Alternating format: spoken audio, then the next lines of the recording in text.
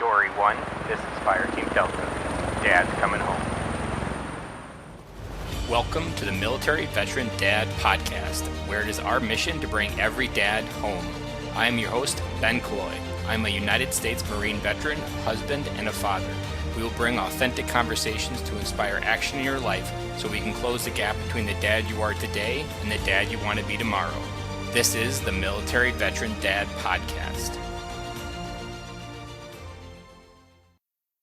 Today on the show, I have Branden Vaughan. He served in the Coast Guard from 2003 to 2007 and now operates a coffee roasting company called Come Take It Coffee.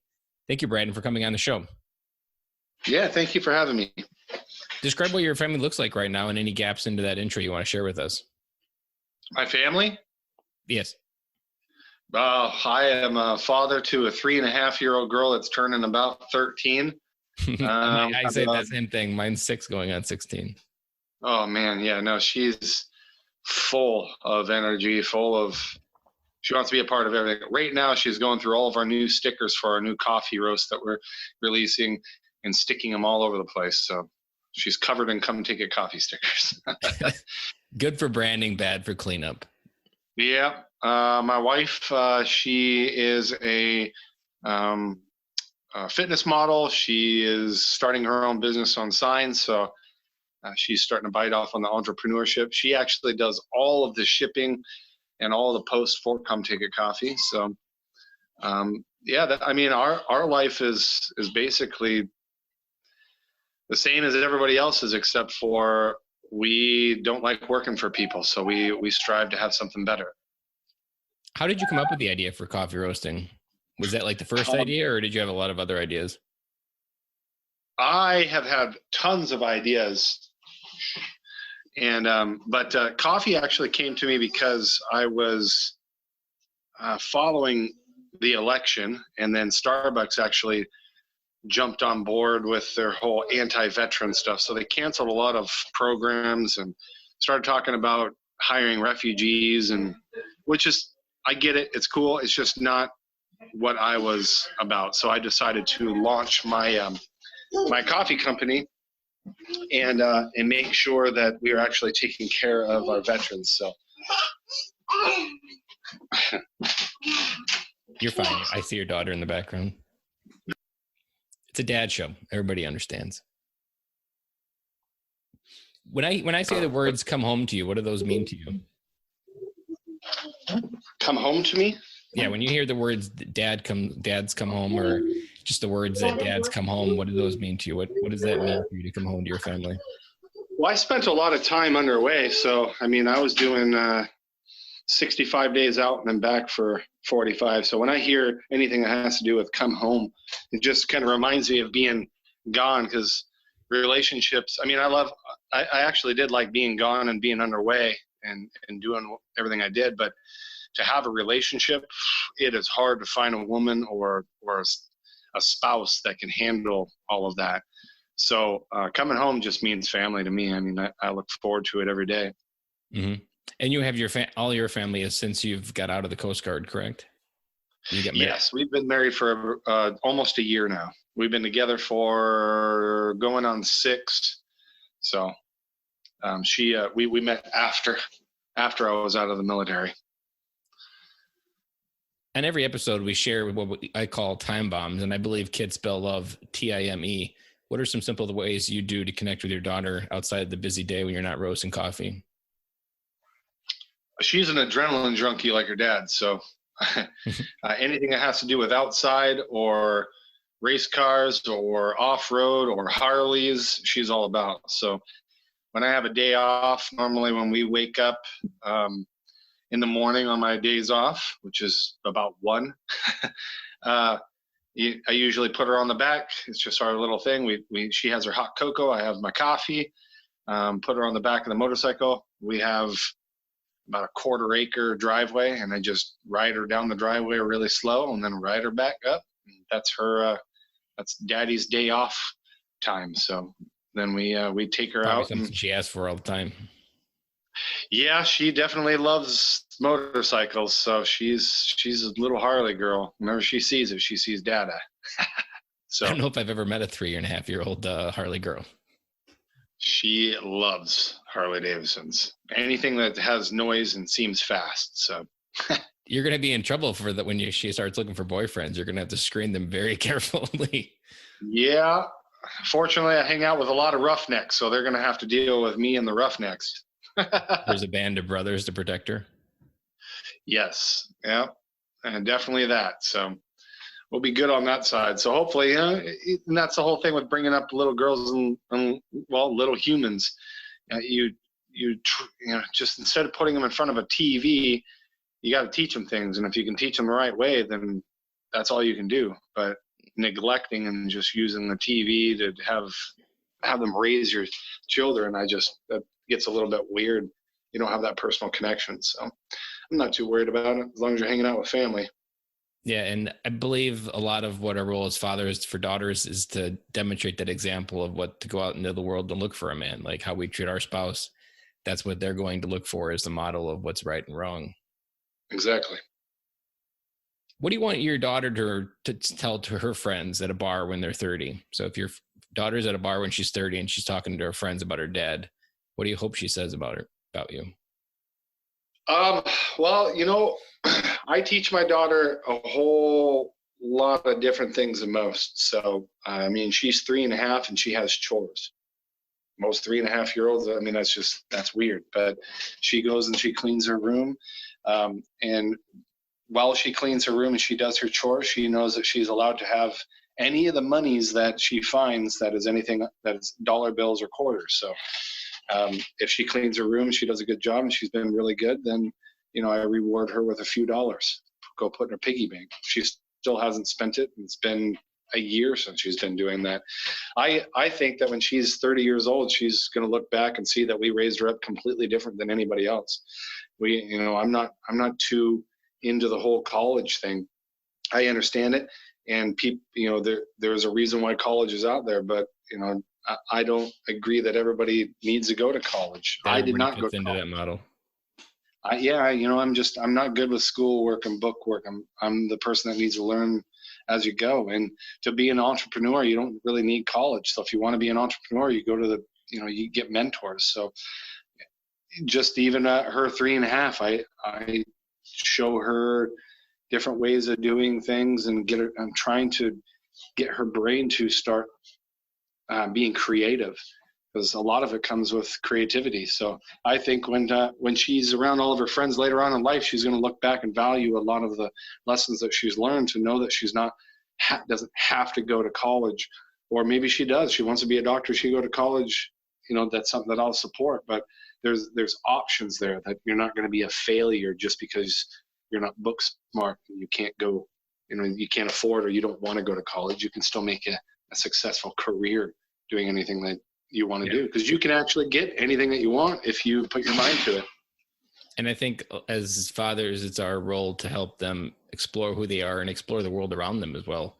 I don't think I know when I grew up, there wasn't a lot of people going out there. It was just, there was one path to life that you had to go on.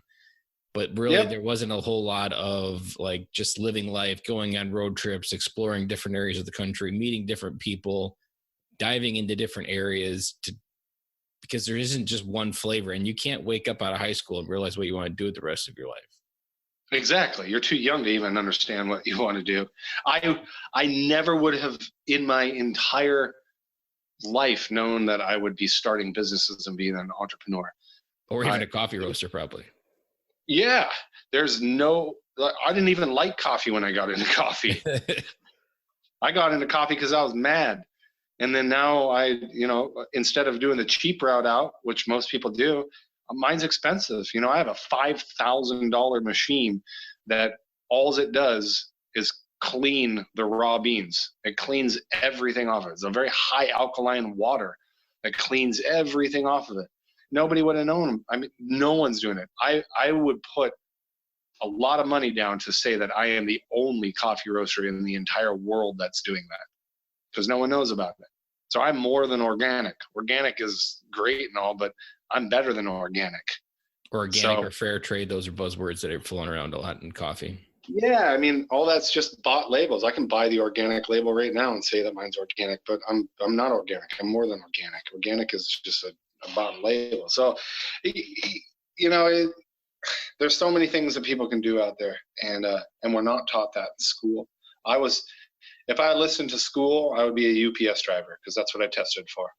I was supposed to be a UPS driver. I said no. I joined the military. I did that. I got out.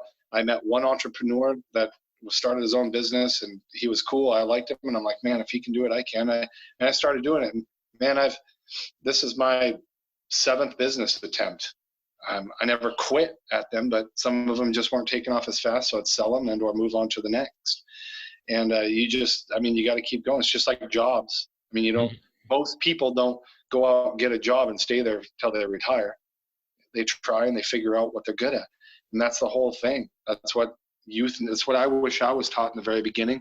My whole 30s, I probably would have went a different direction if I knew that I could have achieved anything that I wanted, and just went and found mentors and found out the way to do it. So that's what I'm trying to teach my daughter as well. I read something really scary that even people that do go to college, only 10% of them will read a book after they graduate. Like, they assume that learning stops. Like, what you don't get taught in schools is that learning is a lifelong endeavor, learning from others, learning from mentors, reading books. Just that process is completely missing. So I can imagine when your daughter's at that bar, she's not going to fit in, but she's going to completely be okay with who she is, because she's going to know where she's going, and she's going to say that her dad probably was the guy that helped her get there. Yeah. I believe that most people that are creative thinking, I won't say achievers, because I believe that there's a lot of people out there that are very successful entrepreneurs but still make under $100,000, but they own their life. They choose to do that. They're happy doing it. They're happy making this amount of money because it's all theirs. They wake up in the morning and do what they want. Like that's the goal right there. I mean, most people don't wake up to go, I want to go to this work for this person for 40 hours a week and then go home and hopefully they never fire me. So there's people that love careers. My dad, he had his job when he was 18 years old and he just retired. He did 35, 36 years in one place. Totally great. We need those type of people. He's never been a creative thinker. He likes that. He likes being able to go home and not have to think about anything and just watch his movies and things like that. It's great. If that's you, more power to you. There is nothing bad about it. To be an entrepreneur is a struggle. To be an entrepreneur and learning all of it is a learning curve. You learn from failure. I look at any sports, any athlete. How many shots did it take to become an NBA star? Like it's grueling, and failure after failure, and falling on the ground and picking yourself up. Not everybody's meant to be self-motivated and be able to just fall on their face and think about bankruptcy, but then know that if they just concentrate and come up with another idea, they can crawl out of that. It takes a long time to be able to learn that you can do that, and learn that you can be able to pull yourself out without going bankrupt and things like that. So entrepreneurship is not for everybody, but it is. Anybody can do it if they find the right path. And that's what I try to teach my daughter, is to make sure that she knows if she wants to go to college, she can go to college. She's got to earn it. I'm not just going to pay for college. Like, that's cool and all, but I think that every person needs to earn their way. And if they earn their way, they're going to be a lot happier than just given all this stuff. So what was your scariest moment as a dad? Scariest moment as a dad? Birth. That was pretty scary. Yeah, it's scary when you both people you love are on the line for a few minutes there. Yeah, and we had a very long one too. So I mean, Jalen was stuck in the pelvis for quite a while. I mean, she had a scar, a big scratch on her head where she was stuck for a while.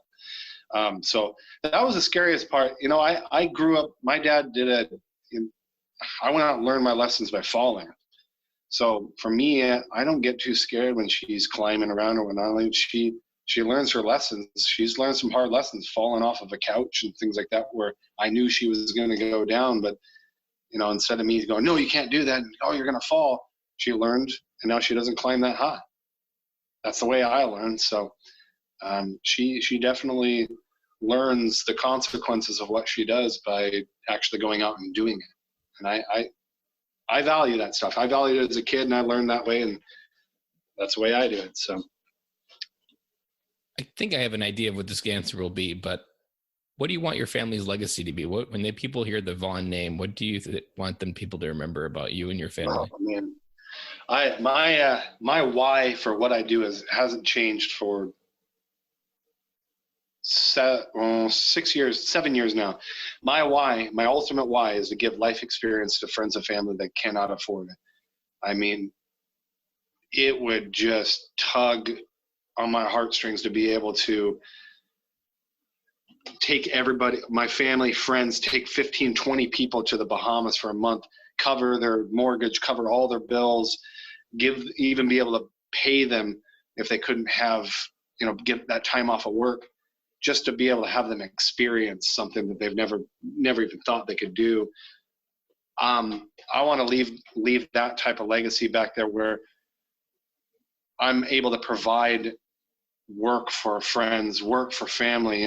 My mom, she's not working. She'd be able to have her do things. My daughter's friends, their first job could be coming to their friends at Come Take It Coffee to be, shippers. I want to be able to be that cool boss, and then pass the legacy on to my daughter if she deserves it. If she's been able to start building and shows that she can run the company, by all means, that's who I'm sending it to. But it's not just going to go to her. She's got to be able to do it. So my legacy is pretty extravagant. I got to ask, how many bags of coffee does it take to send your family to Bahamas? Oh, I don't even know the answer to that one. Well, you got to have an answer, man. If you wanted the dream to come true, you got to know where you need to hit. Well, I don't know the answer to that one, but I do know the answer of where I want to be. So in the next couple of years, we will have 4 roasting facilities where we'll be roasting 24 hours a day, and be roasting hundreds and hundreds we'll be able to do about 10,000 pounds a day. That's where Come Take a Coffee will be going, as we'll be doing private labels for companies that want to have a specific roast, but they don't have they don't have 80 grand of invest into a nice roaster. Or pay the big roasters to do theirs. They just find someone that can do the small batches that they need. And yeah. And the unfortunate thing is I looked into that in the very beginning, but you have to take what they roast. So you're just like everybody else. You taste the same. With ours, we have a couple people that we private label for, and they get a specific roast. If they want a blonde roast, we get the beans and we roast it to them, and we don't sell it to anybody else. It's their roast, which means that they can promote it that way. I want to be able to, have tens of thousands of customers out there that love our coffee. I mean, we're 5 out of 5 right now on reviews. I don't have one bad review. Not saying that there's anybody out there that thinks that our coffee isn't the greatest, but I've ran promotions where we'll buy back the coffee, and I've never had to buy back coffee. I mean, our coffee, I'm convinced that our coffee is probably the best coffee out there. Right? I've done taste tests. I've done everything else. I've put my pride and joy into this. I've won every event that I've done. Everybody has chosen my coffee, and not even knowing that it was my coffee. How many bags of coffee fly out the door? I've always been curious, as I'm a customer myself. So I've always wondered how many bags you actually do a week. Well, you know what? It does vary, but our competitions are a lot bigger than us. They have a lot more advertising out there. One of the bigger brands out there, everybody knows. They put out $100,000 a month in just advertisements. One of my veteran companies, which I know the owner, I have a cell phone number and everything. He's paying right around $12,000 a month in advertising. We've never been funded. We don't have an outside funding. We've done everything. When we built this and started it, we did it all with our savings account. So we're on a limited budget, and we're still a startup.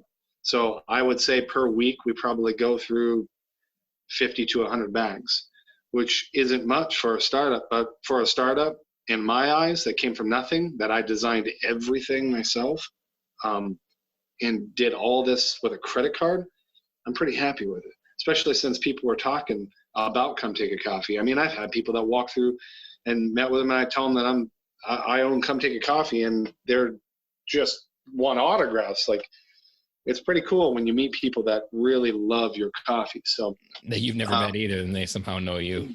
Never even met him. A guy came in there that came up to me because I was riding my Harley and he was riding a Harley, and all of a sudden I gave him my card and Come Take a Coffee. He's like, "Oh my God, I'm on a subscription. I get 5 a month." So it's pretty cool when you meet those type of people. But we are a startup, so we're still growing. We don't take any of the profit. We don't make profit. We put everything back into this. So every amount of money comes to paying our bills, paying our our establishment to keep the doors open, and then back into new roasts. So we're not rich over here. We're not making handfuls. Everything goes back into it to produce more roasted coffee. And by the way, I'll go into that here in a bit. We got some stuff coming out, so I'll let you know. You'll be the first person. What is the biggest difference between the dad you are today versus the Branden when you first got out of the Coast Guard? Where do you think your biggest point of growth has been? Well, now that I have a little human that I take care of, I don't go out with my buddies as much. We're not out partying it up, but I would say that the biggest things that has changed would be the value of family. Now that I have my own family, and when I'm here, I put time into work, because it's not just my goal. Like, I don't have the dream of being rich. Now my whole why has changed to, like I said, to give friends and family experiences that they can never afford, and to be able to give my daughter a life that I couldn't afford. So my family, we weren't poor by any means, but we couldn't do everything that I wanted to do. I didn't do vacations and go to Hawaii and things like that. I want to be able to do that with my daughter. I want her to experience a life on planet Earth where there's more than just Washington State. Yeah. You've only been married for a year, but what advice would you give to another dad looking to come home to their marriage? Maybe they're struggling to come home. Communication is key. I've been in many relationships. Most of my relationships have been over 5 years. One thing that I did differently on this one was I put us through, and it's, as a military guy and an alpha man, I don't know if I'm allowed to cuss on this, so you can swear. Yeah, I'm a man. I'm that's how I was born and raised, king, queen kind of thing. I would say that I bucked up and I sent both of us through personal development classes when we first got together. Once I knew it was serious, I paid the money to bring her through, and I went through with just on communication and personal development. That was the biggest accomplishment in my relationships I've ever done. We, in 6 years of being together, we've been in 2 arguments. We don't yell, we communicate, we talk, and those all come from the classes. I've known how to do it just because I've done a lot of personal development, but I needed her to do it as well. So I went through it with her. That was a turning point. I think that everybody should do that. Everybody should do personal development with each other, and the communications. It will save so much pain and suffering in a relationship. No arguments. It's great. That's my number one and only thing that I would say. Communication. I like that, and that's a common theme. I was just doing another interview earlier today, and he said the same thing: communicate. Yep. What is a resource or a book you would recommend to other military veteran dads? Start out basic. Rich Dad, Poor Dad. Go to Rich Dad, Poor Dad. If you're not a good reader, I suck at reading. I can read, but I'll get to page 53 and forget what I read. So audiobooks, that's what I do. Rich Dad, Poor Dad is on YouTube. You can go to YouTube and you can literally listen to the entire book in 2 hours and 30 minutes. And it will change your life. You will start thinking differently, and then you'll go into other books. Jordan Belford, his what is it called? Straight Line Persuasion is amazing. It does cost money, but it is great for being able to do any kind of learning how to communicate, learning the ways of communication. So those would be the two. Well, the book would be Rich Dad, Poor Dad. That's going to start your journey. After that, you'll start going through Think and Grow Rich and a few others, but that is primarily the number one thing that everybody should read. It relates to a normal person. You don't get lost, and the analogies in there just make sense. I haven't read it myself. I've heard it recommended. I need to put it higher on my list. My first financial book was Dave Ramsey and the Total Money Makeover. That one was the first one that blew my mind. Yep. Yeah. Rich Dad, Poor Dad. It's just, he does a great job because he explains his two dads, his dad, which was the poor dad, and his friend's dad, which was a rich dad. And he explains the thought process of the two different dads. And even the relationship with money is something I've heard. That even when you enter marriage, each of you have your own relationship with money, and even that. It's analogies like let's say you get paid, and all of a sudden your paycheck is less, and all of your normal thought process is like, crap, I'm gonna have to get another job. What am I gonna do? Maybe I should start looking for other jobs, this and that. And you're constantly blaming. You don't even know it, but you're blaming the job that you're working at. But when you think about it differently and you put it on yourself and you take ownership of the blame and you go, well, I'm at this place for a reason. I chose to be here. Then all of a sudden you can start changing things. And it's worked for me too. I just go, you know what if I work a little bit harder and I do a little bit differently?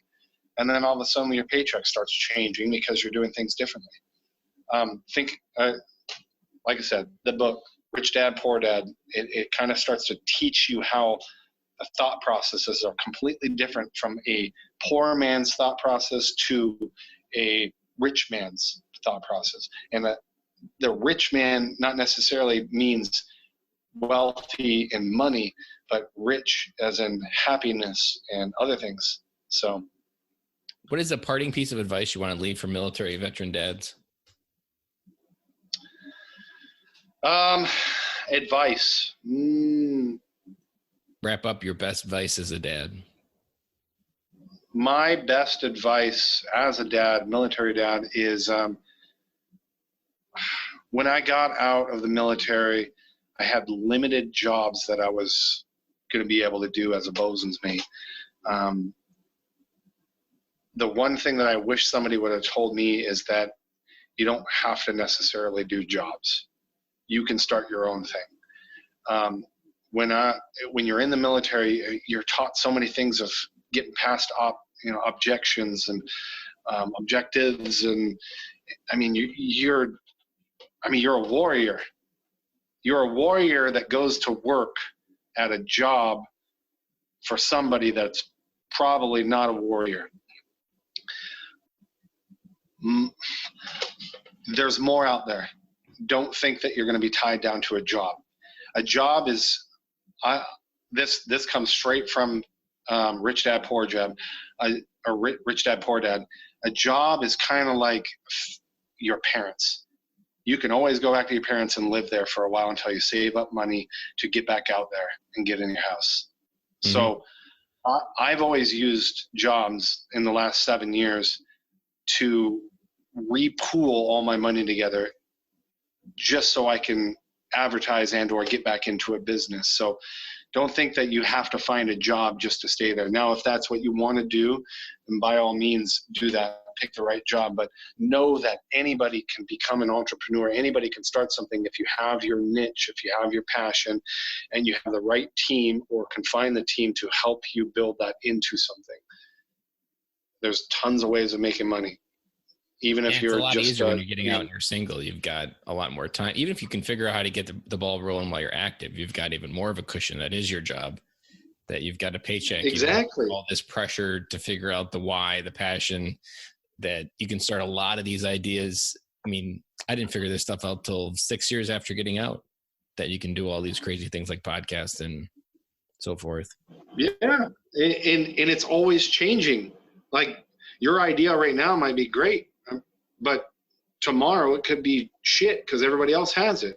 Like trending is changing so much. Like I would never think about advertising as an avenue as well. Like there's so much out there with social media now that you can literally make up a new career that no one's even heard of because of the internet and social media. There's so much out there. Just don't be tied down to you have to have this and you got to have a job or you need to go work here or things like that. I unfortunately believe anytime I work with somebody that I can do it better. So that's just the mentality that I have. So, but there's tons out there that you can do. I discovered a new job that people can do, or a career that they can take of being a lead generator. You can be a lead generator on Facebook and sell them to a car dealership for leads for cars at $10 a pop or $100 a pop. Like there's so much out there. Just don't hold yourself to the point where you think that you have to go work for this company and there's nothing else out there. You are a veteran. You've gone through this shit. You've gone through a lot more than searching for a fucking job. Yeah. If that's what you want to do it, go get it, make that money. But if you want more, you can do it. Don't let anybody tell you that you can't, because you can. I can. If I can fucking do this shit, then you can do it. Yeah. If people want to connect with Come Take a Coffee, where's the best place to find you? Come Take a Coffee. I answer all of the messages on there. So if you go to Facebook and just go Come Take a Coffee, you can message me, and Brandon's going to be the one to message. I have a couple other people that may message first, but they always relay it to me. That's how even you were talking with the person that I have that runs my Facebook stuff until he messaged me and said, hey, I need you to get online. And then I jumped online and you were talking with me. So Facebook is always great. You can look me up. Branden Vaughan, that's Branden, Vaughan, Vaugham on Facebook. And you can add me there. Just shoot me a message so I know that's you, because I get a lot of people that add me. Or www.cometakeacoffee.com. If you press the message button or send a message or email, it goes straight to my phone. So you're always talking with me. So me and my wife are this company. And just so everybody knows, this company is ran by me and my wife. We do not have a package facility. We do not have shipping department. We are all of it. So we are a true startup. We don't have investors. It is my wife and myself. And I have a firefighter that roasts in the off time when I can't make it there, because he's running he's leasing it from me. And that's it. And so you can do this you can start something from nothing. Yeah. So even when you're starting off as a non-coffee guy. Yes, as a non-coffee guy. You can still make it work. That knew nothing about coffee. I didn't even drink coffee. But now I love coffee because I found out that there's actually good coffee out there if you make good coffee. Yeah, unfortunately, I grew up with a narrative, according to the commercials, that Folgers was the gold standard. I am light years past that ignorant statement. Yes. And now I consider myself a coffee nerd.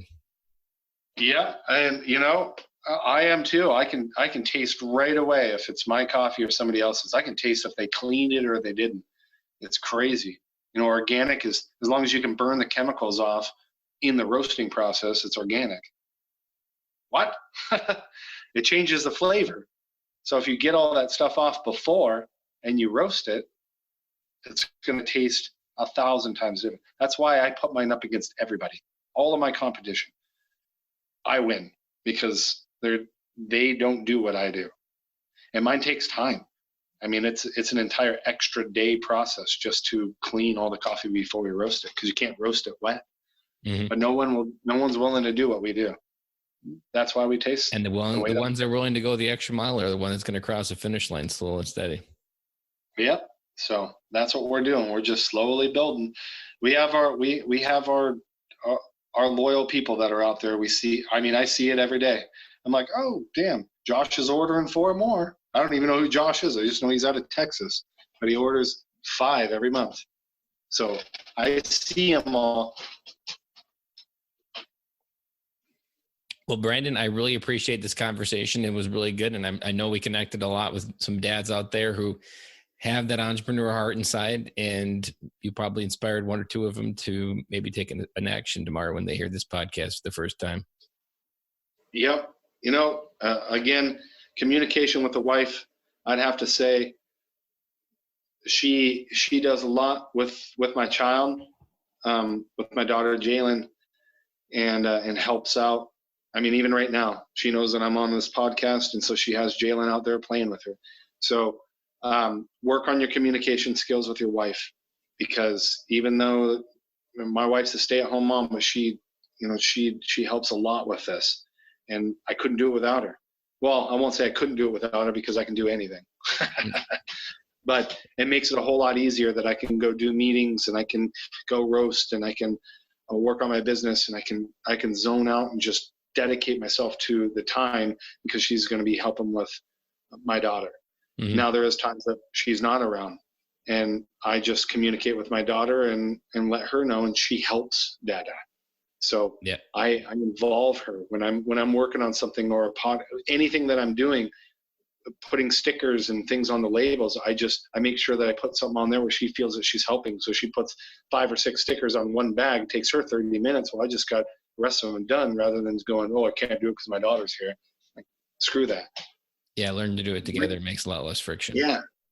Have your children a part of it. Be a dad. Show them how to operate your business. Show them that you're trying to build a legacy for them. Have them be a part of it, so they're learning. Because when they get to the age, they're not going to want to go out there and do anything else other than work on your business or start their own. And how would that have been for you, Dad, that all of a sudden your dad taught you how to be an entrepreneur, and you're 19 years old starting your own business? Like, that's awesome, because you were taught right. So that's what I would suggest as being a dad. Work with your family, have them a part of it, and don't ever stop. Don't ever let them see you with the ultimate failure of giving up. Failure is just a learning curve.